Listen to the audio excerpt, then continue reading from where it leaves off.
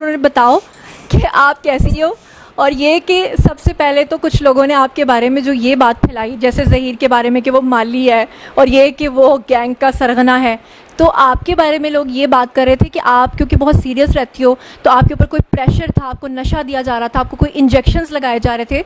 तो अभी कैमरा आपके सामने है और यहाँ पर कमरे में सिर्फ मैं, आप और ज़हीर भाई हैं, तो आप सब ऑडियंस आपको देख रही है, क्या कहना चाहोगी? पहली बात तो मैं बिल्कुल ठीक हूँ और मैं जो कहती थी वो अपनी मर्ज़ी से कहती थी। कोई नशा वगैरह नहीं दिया जा रहा था, कोई इंजेक्शन नहीं लगाया जा रहा था, मैं सब अपनी मर्ज़ी से कहती थी। हाँ, और अब मुझे ये बताओ कि पबजी के थ्रू तो हमें पता चल गया कि आप लोगों की फ्रेंडशिप हुई, लेकिन फर्स्ट टाइम आप लोगों ने एक दूसरे को कब देखा था? मैं जब गई हूँ लाहौर तो फर्स्ट टाइम ही मिली हूँ इनसे। तो आपने सोचा नहीं था कि अगर ज़हीर आगे से पता नहीं किस तरह का निकल आया तो, लेकिन ये मोहब्बत थी? मोहब्बत थी, सच्ची मोहब्बत। सच्ची मोहब्बत वो तो हमें इसलिए नज़र आती है कि एक ऐसी लड़की जो सिंध हाई कोर्ट से लेकर लाहौर। अच्छा हाँ, मैं चाहती हूँ कि आप जो आंसर दें, मेरे कुछ व्यूवर्स ने कहा था कि आप दुपट्टा उतार के दें। उसकी वजह यह है कि लोगों ने एक ये इल्ज़ाम लगाया कि जो सिंध हाई कोर्ट में आपने कपड़ा लपेटा हुआ था एक ब्लैक कलर का, तो लोग कह रहे थे कि आपके कानों के अंदर जो है वो कोई हैंड फ्री लगी हुई है या ब्लूटूथ लगी हुई है जिसके ज़रिए से आपको इंस्ट्रक्ट किया जा रहा है। मैं चाहती हूँ आप दुपट्टा लोगों के सामने ही उतार दो, खुदा न खास्ता बाद में कहीं ये इल्ज़ाम ना लगा दें कि आपको शायद कोई कानों में कोई चीज़ लगी हुई है। तो क्या कहना चाहोगी ऐसे लोगों के बारे में? नहीं, जो लोग आपके बारे में ये कह रहे थे कि आपके कानों में कोई इंस्ट्रक्शंस दी जा रही हैं। ऐसा कुछ भी नहीं है, मैंने सब अपनी मर्ज़ी से कहा था और मेरे कान में कुछ भी कोई एयरपॉड्स वगैरह कुछ भी नहीं लगे हुए थे। दुपट्टा मैंने इसलिए किया था क्योंकि मुझे पसंद है, अब मुझे करना पसंद है, तो मैंने अपनी मर्ज़ी से दुपट्टा निकाब वगैरह किया हुआ था। अच्छा दुआ, मैं आपसे एक और चीज़ पूछना चाहती हूँ कि आपके पेरेंट्स ने अभी रिसेंटली अपना एक स्टेटमेंट दिया है जिसे लेकर सब यूट्यूबर्स चल रहे हैं। वो ये कह रहे हैं कि जब आखिर में पूछा गया आपसे कि आप अपने पेरेंट्स को मिलना चाहती हैं, आपने जज साहब से कहा मैं नहीं मिलना चाहती, लेकिन जज साहब ने आपसे रिक्वेस्ट किया कि आप मिल लो। 10 मिनट का आप लोगों को टाइम मिला और उसके बाद आपके पेरेंट्स ने बाहर आकर लोगों से ये कहा कि आपने अपने पेरेंट्स को कहा है कि मैं आपके साथ जाना चाहती हूँ। हमें पता था, मैंने आपसे पूछ लिया था, लेकिन जब मैंने लोगों को बताया लोग इस बात पर यकीन नहीं कर रहे थे। अब आपके सामने लोग हैं, आप बताओ कि क्या वाकई आपने अपने पेरेंट्स को ये कहा था कि मैं आप लोगों के साथ जाना चाहती हूँ? नहीं, मैंने उनसे ऐसी कोई बात नहीं की। उन्होंने खुद जज को जाके झूठ बोला कि वो ये बोल रही है, लेकिन मैंने तो उनसे ऐसे कोई भी बात। तो असल में बात क्या हुई थी जब आप लोगों की मुलाकात हुई थी? मुलाकात हुई तो वो यही बात कर रहे थे कि हम जज को जाके कहो कि हमारे साथ जाना है, तो मैंने उनको इस बात का इनकार किया कि मैंने नहीं जाना। तो फिर मैंने उनको कहा कि आप सुलह कर लें, तो उन्होंने कहा हम ऐसे सुलह नहीं करेंगे, आप जज को जाके ज़बरदस्ती कहो कि हमने जो है ना आपके साथ जाना। तो फिर मैंने इनकार कर दिया, तो फिर मैं वहाँ से चली गई थी, पर इन्होंने फिर जज को जाके झूठ बोला खुद ही। अच्छा, यहाँ पर मैं एक बात कर दूँ, सब लोग सुन रहे हैं कि देखिए पेरेंट्स जो होते हैं ना वो हमेशा अपने बच्चों का अच्छा सोचते हैं। मेरा पहले दिन से कोई ऐसा मकसद नहीं था कि हम खुदा न खास्ता ज़हीर के वालिदैन को बुरा कहना चाह रहे हैं या दुआ के। वो भी पेरेंट्स हैं और वो भी पेरेंट्स हैं। ज़ाहिरी बात है, अगर उनकी बेटी आ गई है वो कंसर्न होंगे, उनको भी इस बात की फ़िक्र होगी कि हमारी बेटी पता नहीं किस हाल में है। मेरा पहले दिन से जो एक तज़ाद था, पहले दिन से जो मुझे प्रॉब्लम थी वो ये थी कि मैं कहती थी कि वो जो गैंग का इल्ज़ाम लगा रहे हैं वो सरासर गलत लगा रहे हैं। और ख़ास तौर पे जो कुछ यूट्यूबर्स ये बात कर रहे थे कि आपको नशा देके या आपको हब्से बेजा में रख के या आपको ब्लैकमेल करके इस तरह की स्टेटमेंट्स दिलवाई जा रही हैं, उनके नाम क्या पैगाम देना चाहती हो? मैं उनको ये कहना चाहूँगी कि पहली बात तो कोई मुझे नशा नहीं दे रहा था और ना कोई इंजेक्शन लगा रहा था, ना ही कोई मुझे ब्लैकमेल कर रहा था।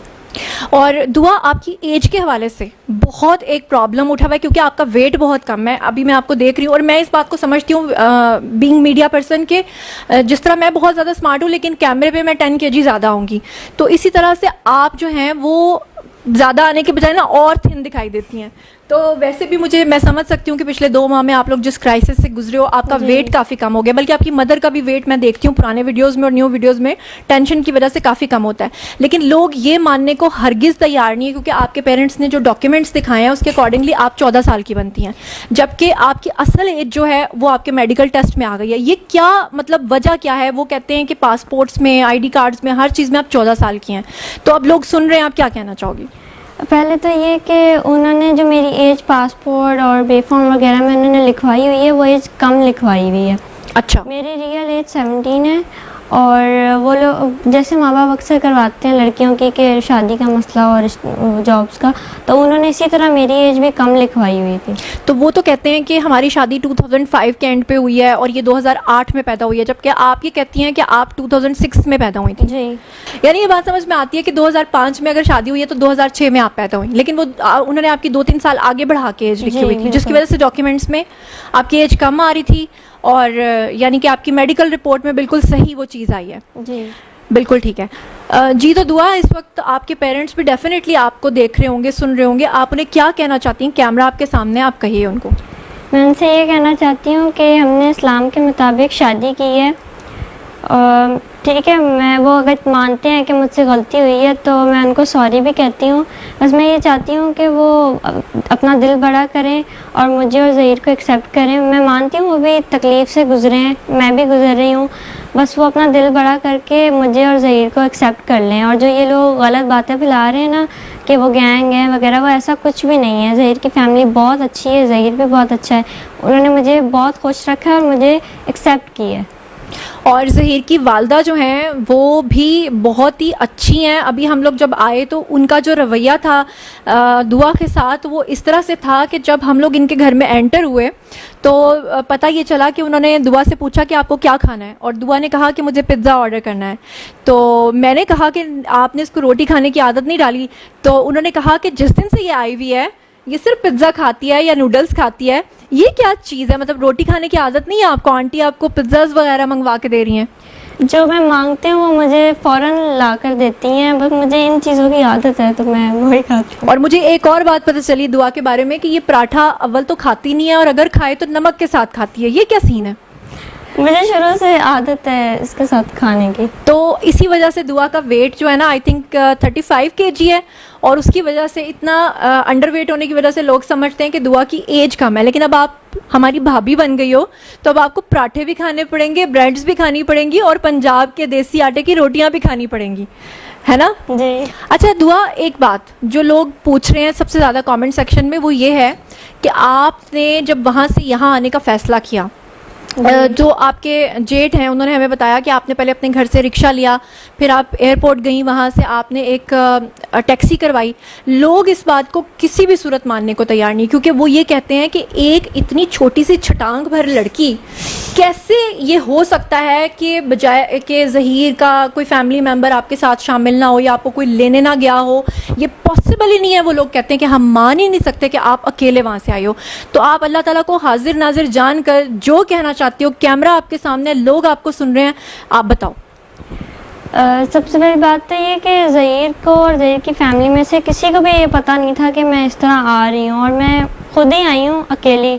मैंने खुद टैक्सी करवाई, रिक्शा से पहले अपने घर से लेकर वहाँ उसको कहा कि मुझे टैक्सी स्टैंड पे छोड़ दें, उन्होंने मुझे वहाँ छोड़ा, तो फिर मैंने वहाँ से खुद टैक्सी करवा के खुद लाहौर में अपनी मर्जी। यहाँ पे मैं आपसे एक सवाल पूछना चाहती हूँ, क्योंकि लोगों के कंसर्न्स हैं। वो कहते हैं कि इतनी छोटी सी लड़की अगर अकेली टैक्सी में आकर बैठ जाए तो टैक्सी वाला कैसे, खुदा न खास्ता, उसको वहाँ इतने घंटों का सफ़र है, 12, 13, 14 या 24 घंटे का, तो इतनी दूर से वो कैसे सेफली उसको ले आया? खुदा न खास्ता क्यों उसके साथ कोई हादसा नहीं हुआ? जैसे आजकल हमारे आप सुनती हैं कि किस तरह की स्टोरीज़ हैं। तो जब आप बोल तो आप सच रही हो, लेकिन जब आप ये बात करती हो तो लोग नहीं यकीन करते कि आप अकेली कैसे टैक्सी में आ गई। सबसे पहले तो मैं अल्लाह का शुक्र अदा करती हूँ, उनकी पहले दिन से लेके आखिर तक मेरे जो है ख़ास करम था मेरे साथ, उन्होंने मेरी बहुत मदद की है। तो अल्लाह की मदद थी, क्योंकि मैं जो ना इस्लाम के मुताबिक एक इस्लामी काम करने जा रही थी। शुरू दिन से मैंने माइंड बना लिया था कि मैं शादी करूँगी और इसमें शादी में बरकत है, तो अल्लाह ने मेरी मदद की, तो अल्लाह की वजह से सारा हो गया। अच्छा दुआ, एक बात मैं आपसे जानना चाहती हूँ कि आखिर ऐसा क्या हो गया? क्योंकि देखो बच्चों को ये बात, देखें नाजरीन, मैं आप लोगों के सामने कह रही हूँ, मैंने पहले दिन से कभी ये नहीं कहा कि दुआ और ज़हीर ने जो किया वो बहुत अच्छा किया, और मैंने कभी इस चीज़ को भी सपोर्ट नहीं किया कि दूसरे बच्चे या दूसरी लड़कियाँ भी ये काम करें। लेकिन मैं यहाँ आपसे ये जानना चाहती हूँ कि जब बच्चे अपने पेरेंट्स से जिद करते हैं कि हमने यहाँ शादी करनी है, पेरेंट्स को भी उनकी सोच का, उनकी विश का थोड़ा ख्याल रखना चाहिए, क्योंकि अब हम 2022 में बैठे हुए हैं। पुराना दौर नहीं है जहाँ पे तस्वीर दिखा के शादी कर दी जाती थी। लेकिन आखिर आपके साथ ऐसा क्या हुआ कि आप इस हद तक मजबूर हुई कि आपको लगा कि अब बस घर छोड़ देना चाहिए? क्योंकि आप पेरेंट्स को मना भी तो सकती थी ना, लेकिन ऐसा क्या लम्हा आया कि आप इतनी मजबूर हो गई कि आपने घर छोड़ दिया? असल में ना मैंने जब इनकी बात की ना कि मुझे ऐसे ये पसंद है और ये रिश्ता लेके आना चाहते हैं, तो मेरी जो मामा है ना, उन्होंने मुझे मारा और मेरा जो टैब था जिस पे मैं इससे बात करती थी वो उन्होंने बंद कर दिया। और वो मुझे ना बहुत ज़्यादा मजबूर करती थी, मारती भी थी छोटी छोटी बात पे, और फिर मुझे मजबूर होकर ये सब करना पड़ा। लेकिन हाँ, ये बात ठीक है कि पेरेंट्स जो होते हैं वो अपने बच्चों के ऊपर सख्ती भी करते हैं, उनको मारते भी हैं, उनका भला भी सोचते हैं। ठीक है कि उन्होंने ये सोचा होगा कि उन्हें नहीं पता होगा ज़हीर फैमिली का, इसलिए उन्होंने ऐसा किया होगा। यकीनन उनकी नीयत पे कोई शक नहीं है, उन्होंने कुछ गलत नहीं किया होगा। लेकिन आपने, मतलब आपको लगता था कि इतना ज़्यादा मुझे मार पड़ रही है, इतना कुछ मुझ पर दबाव है, कि उसके बाद आपको लगा कि वो मेरी शादी नहीं करवाएंगे ज़हीर से? क्योंकि आपसे हमें पता चला था कि ज़ैनुल आबिदीन के साथ वो आपके कज़न के साथ शादी करना चाहते थे जी। तो अब देखिए नाजरीन, आप लोग भी सामने हैं, ज़हीर भी सामने है, दुआ भी, कि एक तरफ तो उसके पेरेंट्स ये कह रहे हैं कि उसकी उम्र ही बहुत कम है, वो 14 साल की है, जबकि दूसरी तरफ वो उस पर दबाव डाल रहे थे कि अपने कज़न के साथ शादी करो।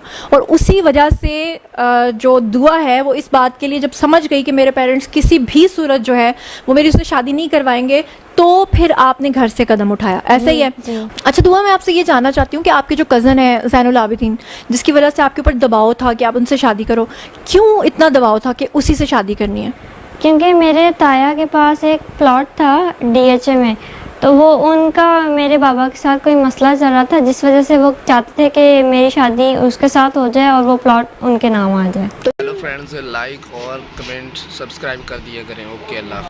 तो जब आपने अपने वालिद से कहा कि मैं किसी भी सूरत उससे शादी नहीं करूंगी और ज़हीर से करूंगी, तो फिर आपको मार पड़ी? जी, मार भी पड़ी और उन्होंने मुझे धमकी भी दी थी। क्या? कि मैं तुम्हें मार दूंगा अपने हाथों से, ऐसी बात है इन्होंने करना। अच्छा, और आपके मामू के बारे में भी मैंने सुना है, हालांकि मेरी उनसे बात हुई थी पहले दिन ही जब आप वहाँ से यहाँ आई थी, तो मैंने आपके वालिद को सबसे पहले रब्ता किया था और आपके मामू ने मुझे खुद कहा कि इसमें कोई गैंग इन्वॉल्व नहीं है और इन्होंने अपनी मर्जी से शादी किया। लेकिन ऑन स्क्रीन वो ये बात नहीं करते थे, ऑफ स्क्रीन वो ये बात करते थे। तो आपके मामू ने भी कोई धमकी वगैरह दी थी?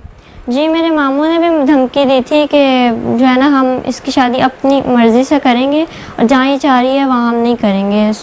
तो ज़बरदस्ती फिर मेरे बाबा भी ज़बरदस्ती कर रहे थे मेरे साथ। ठीक है। अच्छा दुआ, ज़रा एक दफ़ा फिर लोगों को बता दो कि वो जो आप इतने कपड़े लपेट के रखती थी और जो इतनी पुलिस आपके इर्द गिर्द होती थी, तो लोग इतराज़ उठाते थे कि निम्रा काज़मी के केस में ये नहीं है, आपके केस में और आपको घसीटा जा रहा है, और वो समझते थे कि आपके ऊपर कोई जुल्म हो रहा है। तो लोग आपको सुन रहे हैं, वो क्यों इतना कपड़ा आप लपेट रही थी और क्या हो रहा था? वो कपड़ा जो मैं लपेट रही थी वो मैं अपनी मर्ज़ी से लपेट रही थी, क्योंकि मुझे पसंद है हिजाब वगैरह करना, तो मैं अपनी मर्ज़ी से, क्योंकि काफ़ी लोग होते थे तो मुझे नहीं पसंद कि मैं बिना दुपट्टे के इस तरह जाऊं, तो मैं अपनी मर्ज़ी से वो करती थी। और वो घसीटना वगैरह वो सारा मेरी प्रोटेक्शन के लिए कर रही थी पुलिस। अच्छा दुआ, आपके बारे में आपके पेरेंट्स कह रहे थे कि आपकी आई साइट बहुत ज़्यादा वीक है और आप उसके बगैर देख नहीं सकती हैं, तो क्या ऐसा है कि आप उसके बगैर देख नहीं सकती हैं? और वो कह रही थी कि आप ग्लासेस लिए बगैर ही वहाँ से आ गई हैं। ऐसा भी नहीं है कि मेरी आईसाइट बिल्कुल ही वीक है, बिल्कुल नज़र नहीं आता, मुझे नज़र आता है और मैं देख सकती हूँ। बस मैं ग्लासेस कभी कभी लगाती हूँ जब मुझे टीवी वगैरह देखना होता है। ये मेरे पास, ये देखिए मेरी ग्लासेस, ये रही मेरी ग्लासेस।